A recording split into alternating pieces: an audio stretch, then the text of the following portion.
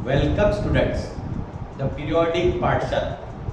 तो जैसे कि आप लोगों ने प्रीवियस लेक्चर में हम लोगों ने सॉल्यूशन के फॉर्मूला सीरीज पढ़े हैं।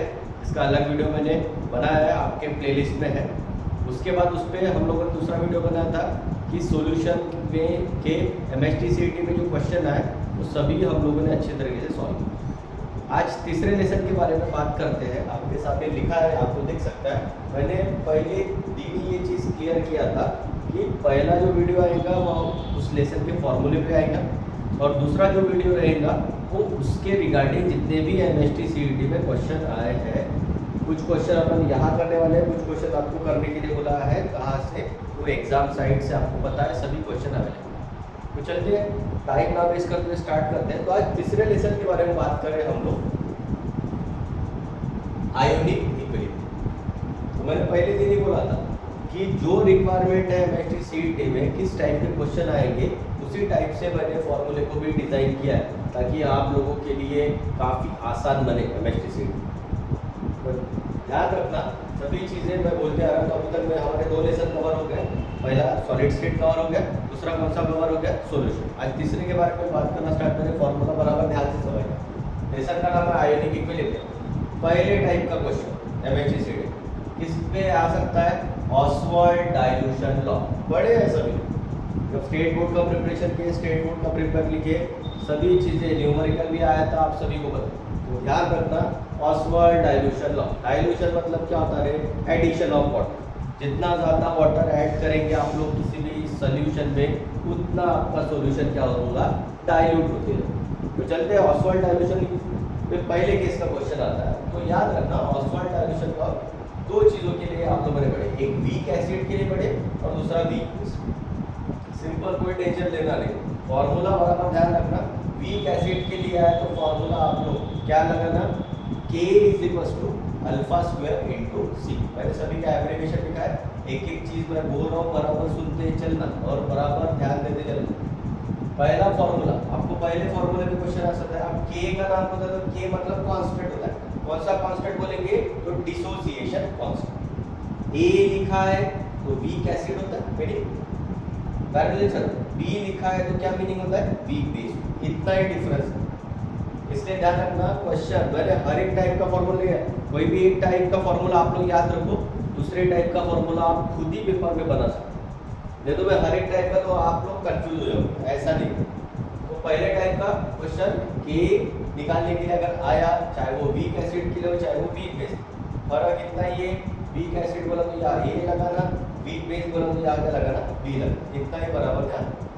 तो चलो ध्यान से बराबर समझना। K का नाम बोला डिसोसिएशन कांस्टेंट। जब भी डिसोसिएशन कांस्टेंट निकालने के लिए बोला जाए क्या फॉर्मूला होता है? K क्या लगाना? अल्फा स्क्वायर इंटू सी। अब अल्फा का मीनिंग क्या होता है? लिखा अल्फा मतलब होता है डिग्री ऑफ डिसोसिएशन, पढ़े ऐसे।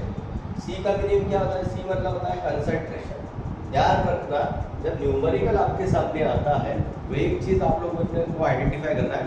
कभी भी न्यूमेरिकल देते वक्त कोई ये नहीं बोलता कि ये वैल्यू कॉन्सेंट्रेशन, बाकी सभी बोल देंगे, लेकिन वो कभी ये नहीं बोलता कि कोई वैल्यू लिखा है, वैल्यू मान लो ऐसे लिख के रख दिया, और कभी बोलेगा नहीं कि ये वैल्यू कॉन्सेंट्रेशन। फिर सर पहचानेंगे कैसे? तो याद रखना जिस वैल्यू के बाजू में कैपिटल M लिखा है, सिंपल, कंफ्यूज होना ही नहीं।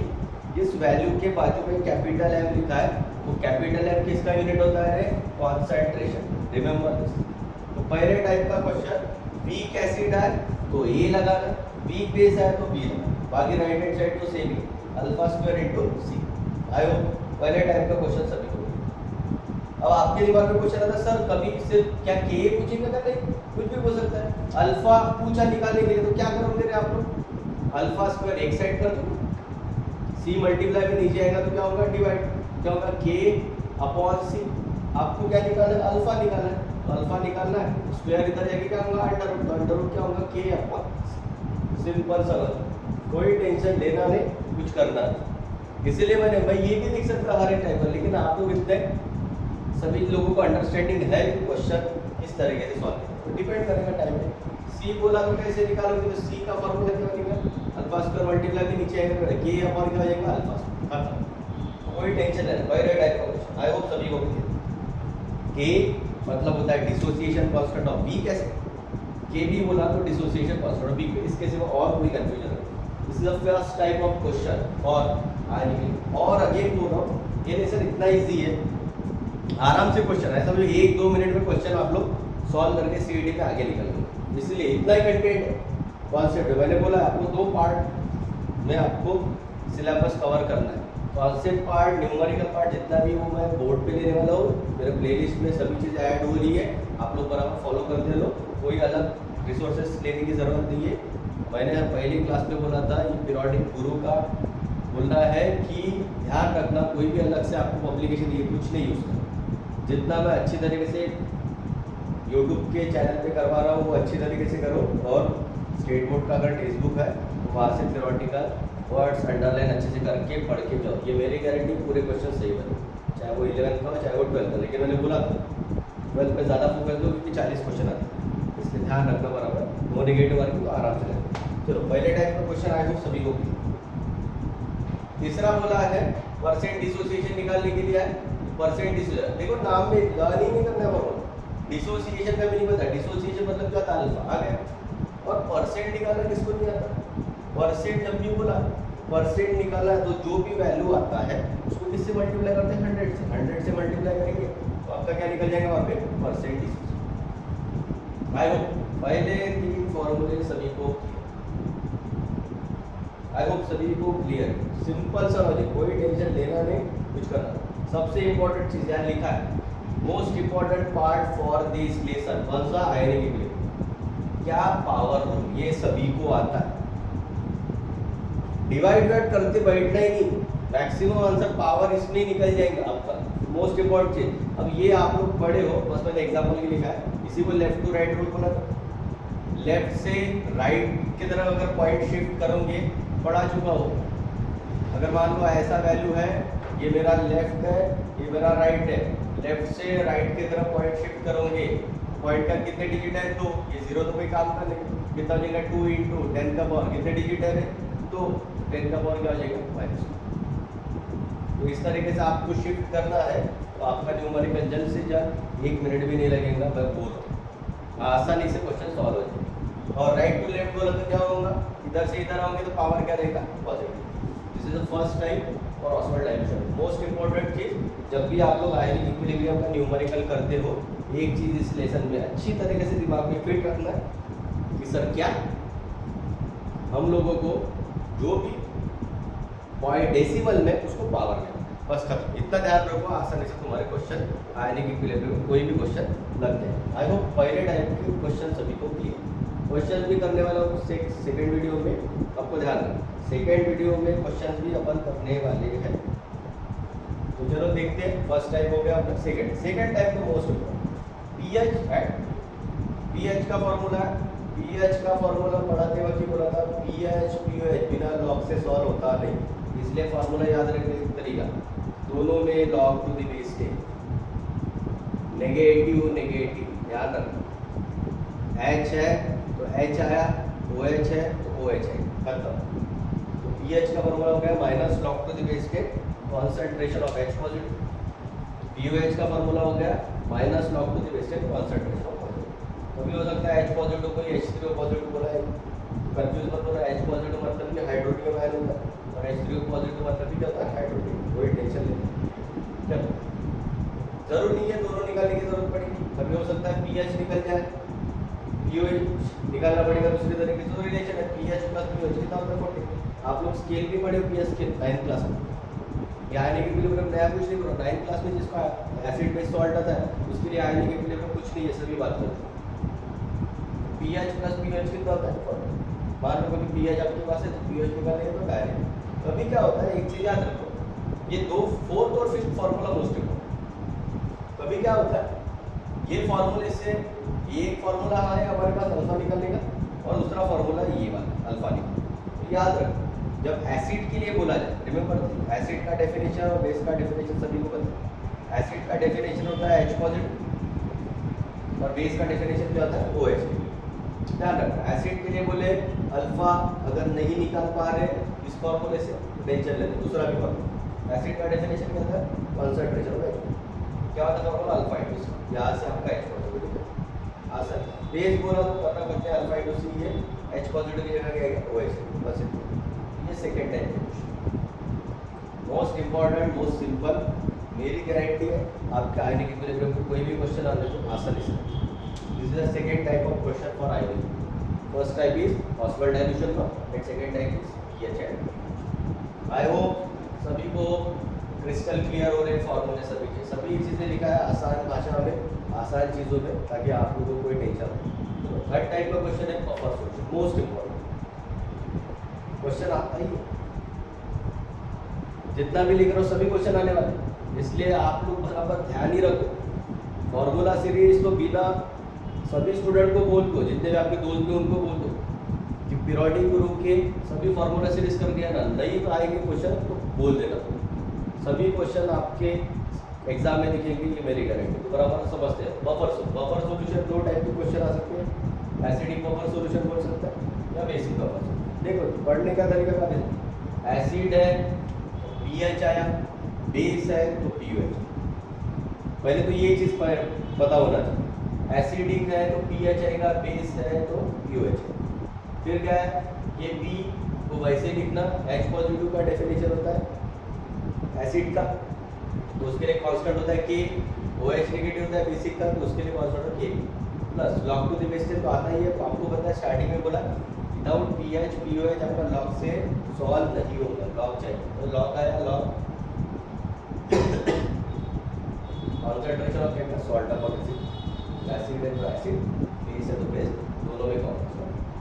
कभी हो सकता है कि अगर आपको पीके का वैल्यू पीकेबी का वैल्यू डायरेक्टली ना हो, मैक्सिमम केस में तो ऐसा नहीं होगा, डायरेक्टली देते क्योंकि उतना वक्त कम है, 1.5 घंटे में फिजिक्स और केमिस्ट्री दोनों डील करना है, तो वो चीज़ अपने को ध्यान रखना है। यहाँ पे पीके निकालना है formula minus log to the base 10, यहाँ के है पीके, पीकेबी का निकालना है तो minus log to the base 10 के, जैसे पीएच का ना log minus log to H था तो एच पॉजिटिव, OH था तो OH, वैसे यार के निकालना है, के भी निकालना है।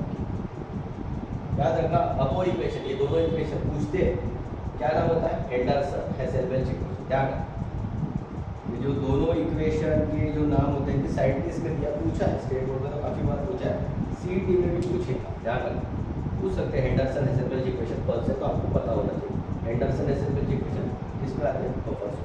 तो ये तीसरे टाइप का क्वेश्चन हम बात करें। पहला टाइप हो गया ऑसवाल्ड डाइल्यूशन लॉ, दूसरा टाइप हो गया पीएच और पीओएच, तीसरा टाइप क्या हो गया बफर। चौथा टाइप का क्वेश्चन कुछ नहीं, relationship between Ksp and S. मैंने दो एग्जांपल के तौर पे लिखे ताकि आपको कंफ्यूजन हो।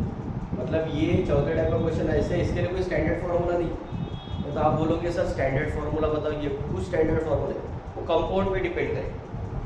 कंपाउंड कैसा है, कैसा दिया उस पर डिपेंड करेगा कि फार्मूला कैसा है। जैसे यहाँ पे एग्जाम्पल के तौर पे दो कंपाउंड लिखे, AgBr लिखा और दूसरा ये कि आपको क्रिस्टल क्या AgBr को डिसोसिएशन, क्योंकि आयोनिक इक्विलिब्रियम पढ़ रहे हैं तो डिसोसिएशन तो हमको आना ही चाहिए। तो देखो AgBr को डिसोसिएट किए तो दो पार्ट बना, एक Ag पॉजिटिव प्लस दूसरा क्या होगा Br। अब Ag के नीचे कुछ नहीं था तो 1 लिख दिया, Br के नीचे भी कुछ नहीं था तो 1 लिख दिया। रिलेशनशिप KSP मतलब होता है सोल्यूबिलिटी प्रोडक्ट, S मतलब होता है सोल्यूबिलिटी। सर कैसे किए ये देखना, Ag के सामने कितना है 1 लिख दिया, जो अंदर लिखे वही पावर पे चढ़ा मल्टीप्लाई है। Br के सामने कितना था 1 लिख दिया, 1 जो अंदर है वही पावर पे चढ़ा इंटू, फिर लिखना है S क्योंकि KSP तो आ गया, दूसरा क्या है S 1 + 1 कितना होता है, लिखते 1 + 1 KSP क्या हो गया 1 का पावर 1 कोई फर्क नहीं, 1 का पावर 1 कोई फर्क नहीं, S का पावर 1 + 1 कितना आएगा 2, KSP का फॉर्मूला क्या होगा S। लेकिन क्या सभी के लिए क्या S² बनेगा क्या, तो दूसरा भी फॉर्मूला देख लो, AlAOH3 को हम लोगों ने डिसोसिएट किया तो देख लो, एक Al है दूसरा क्या है OH। Al के नीचे कुछ नहीं है तो कितना लिखा 1, ये 1 सामने, OH के नीचे 3 है तो ये सामने। फिर क्या करना, जो Al का जो बेस है OH के ऊपर चढ़ाना, OH के ऊपर 1 दे दी, लिखो यहाँ लिखो, OH का जो बेस है वो Al के ऊपर चढ़ेगा 3, पहले पॉजिटिव बाद में। चलिए उसके हिसाब से गैस पे लिख देना, या 1 है 1 का पावर 1 इंटू, या 3 है तो 3 का क्यूब इंटू, फिर S लिखना है 1 + 3 पावर का सम क्या हो जाएगा KSP = 1 का पावर 1 इंटू 3 का क्यूब कितना होता है 27 इंटू S का 1 + 3 कितना होता है S का 1, 27 इंटू 1 27 S का 1। देख AGBR के लिए स्क्वायर और ALOHD के लिए 27 सेम आएगा रिलेशनशिप में। यही चीज़ मैं बोलना चाहता हूँ आपको। तो चौथे टाइप का क्वेश्चन है कंपाउंड वेरिएबल। कंपाउंड जैसे दिया उसके सॉल्व। ये 4 टाइप के क्वेश्चन आते हैं यूनिक। आप देख लो, सभी लोग स्क्रीनशॉट ले लो, सभी लोग स्क्रीनशॉट ले लो। 4 टाइप के क्वेश्चन आते हैं। मैं बोल रहा हूँ ना, इसी तरीके से आपकी CET को मैं इजी करने वाला हूँ। आप लोग बराबर रेगुलरली फॉलो रहिए। मैंने बोला है पहले आपका फॉर्मूला सीरीज मिलेगा, दूसरा आपको क्वेश्चन सीरीज मिलेगा, तो उसके हिसाब से बैठा से चलना आसानी से आपके CET में केमिस्ट्री में मार्क्स आएंगे, उसमें कोई डाउट नहीं। बस मेरे यूट्यूब चैनल को बराबर फॉलो करते रहो। सभी क्वेश्चन सभी चीज़ें मैं आपको करवा के देने वाला हूँ। अगर मेरे वीडियो आपको पसंद आ रहे हो तो सभी लोग मेरे यूट्यूब चैनल को सब्सक्राइब कीजिए, the periodic Pathshala, and press the bell icon for further notification. Thanks a lot.